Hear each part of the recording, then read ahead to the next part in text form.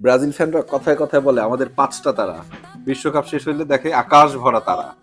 বুঝছো? ব্রাজিল ফ্যানদের ঈদের চাঁদ আর বিশ্বকাপ কত বছর পর পর দেখা যায়? 4 বছর পর পর।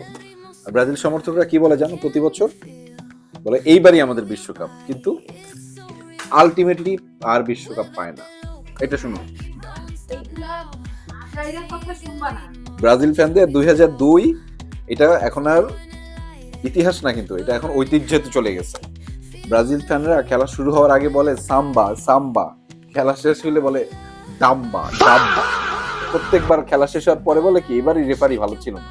ব্রাজিল ফ্যানরা 2002 সালে যখন সাদা কালো ছিল তখন একবার কাপ পাইছিল, বুঝছো? সেইটার দাম্ভিকতা দেখাইতে দেখাইতে 24 বছর হয়ে গেছে, এখন আর কাপ পায় না। আমরা তো এইচডি ভার্সনে কাপ পাইছি, তাই না? ওয়েটিং ফর হেক্সা করতে করতে 24 বছর পার করে ফেলছে, এখনো হেক্সা মিশন শেষ হয় না।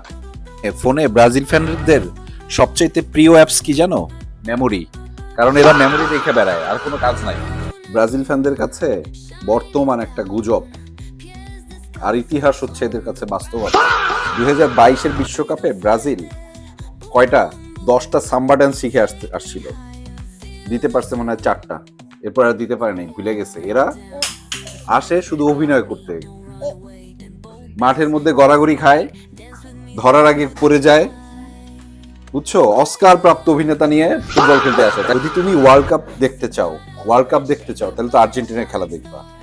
যদি সিনেমা দেখতে চাও তাহলে ব্রাজিলের খেলা দেখতে হবে। 7 আপ খাবা? ইয়েস, 7 আপ, তাই না? ব্রাজিল ফ্যানরা কি বলে?